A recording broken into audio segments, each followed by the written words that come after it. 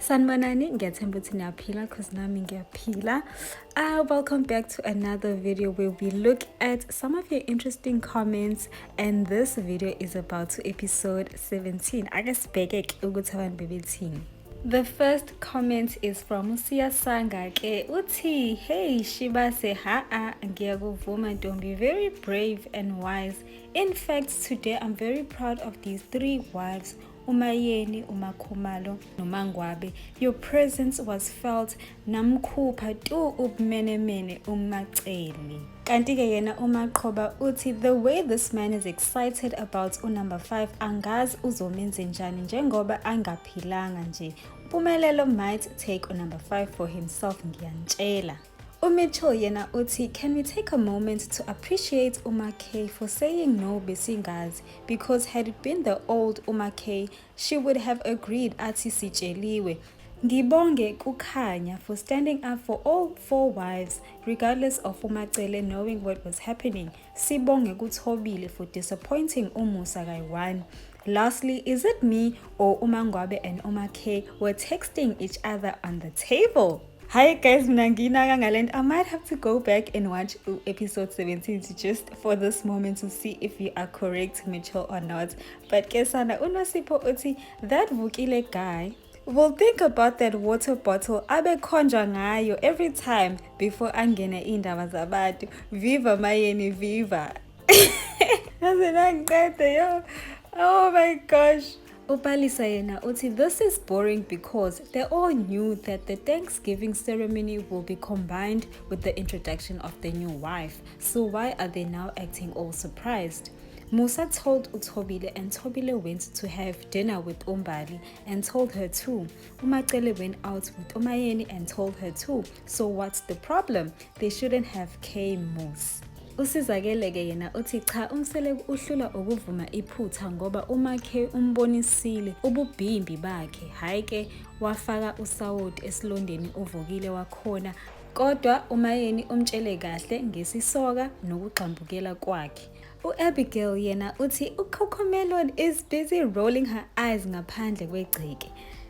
Guys, oh my goodness, guys, can you imagine as number 5 busy nje outside the gates abafuna ukungenisa? Yo guys, cha nje shame lo girl, shame unesibindi. It could never be me, shame, I'm sorry, ngeke. U-Aunties yena uthi number 5 is confusing uMthombeni. She's forcing him to introduce her at the wrong time, a wrong ceremony. She must learn to be patient, to be introduced properly, not like this. And then uHlengiwe uthi, imagine uzobonelwa ngaphandle kwegceke umndeni because the wives bashaya phansi ngonyawo. And you realize ukuthi nalona kuthiwa uyena Makhonya omthembele yena is defeated, kwayena unesibibithwana. Uvela ubona ukuthi we ayikho lento. uLuwanda uthi, uMacele lokho abanye mabengakufuni yena uyakufuna, mabekufuna yena akakufuni, hayi logogo. uMadire uthi, Umacele is the main menemene because she once said she'll never attend anything involving the wives after 20 years of marriage. I guess she was using it as an excuse to not attend Makhumalo's umembeso. Mayeni Lavi, we still love you and always on your side. And then Uniya uthi, Umacele is so relaxed. She's like, them ladies, you can now feel the heat. I've long healed.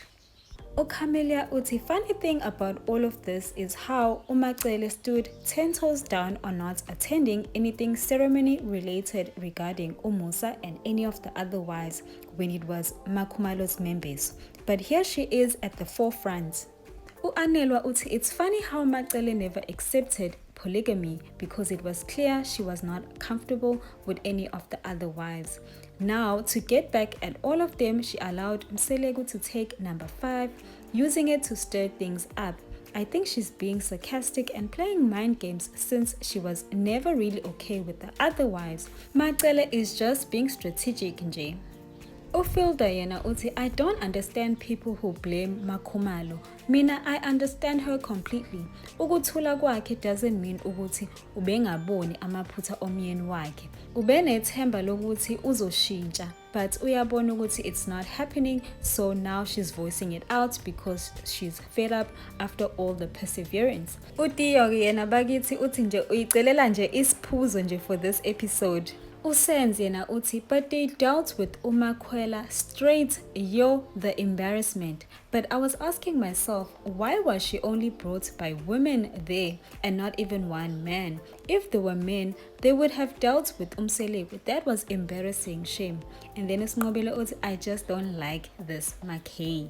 Yabo nje i-comment kaSenz it makes me wonder ngempela ukuthi ucabangani ubaba kaSamke, because ever since nje indaba zaphuma ukuthi uSamke uzoba number 5, we haven't heard a single word from that man ukuthi yena ucabangani, and I hope we see mhlambe a conversation at least between yena uMseleko nobaba wakhe uMakhwela. But ke sana asazi nje, sizobona phambili. uMaqokolwana yena uthi, my question is, if uMakhwela didn't turn out to be Makhumalo's neighbor, was she going to support uMayeni and uMangwabe when they don't want number 5 to enter? She mustn't fight her battles using others.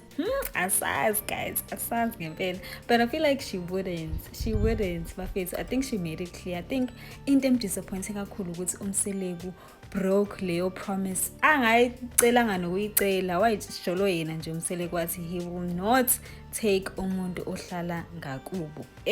Sana Uhloke uthi, and him calling Mayeni delusional after Thobile called her that really shows that he's responsible for the ongoing fights between the wives. I agree with that. And then Aluwani uthi, yo, look at Mayeni and Umakhumalo. Yo, I love it for them. Shame. This is what I wanted to see. But it's that unity that Umseleko does not want. It was happening in the episode.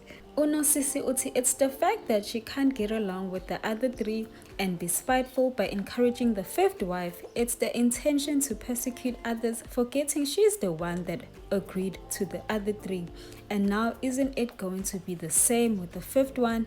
It's the motive for me. She is not genuine. So I'm guessing ukuthi ukhulunywa ngoMaceleke kule comment, because she agreed ukuthi abangene uMasawula, abangene uMayeni and all the other wives. And now with the 5th one, uthi akangeni, but yes, we are all questioning the motive behind it. Even though bakhona vele abamsupport ukuthi she's truly happy umfuna ngevela angene, but nje mina I'm not buying it, you know, because till today uyasho yena uMacele ukuthi nangashadanga myeni wamuntu. Till today she still says ukuthi bengayingeni indaba zakhe nobabakhe. So mina I feel like nayo uMacele in her own way she is delusional. As much as Umseleko ekwazi ukucela permission from uMacele to take wives, at the end of the day he was always gonna have nje, whether wavuma or wakavumanga, he was always gonna have people on the sides ekhona naye inqaba. So sometimes I feel like she shouldn't feel like she's above the other wives ngoba naye. It's not like she had the choice anyway.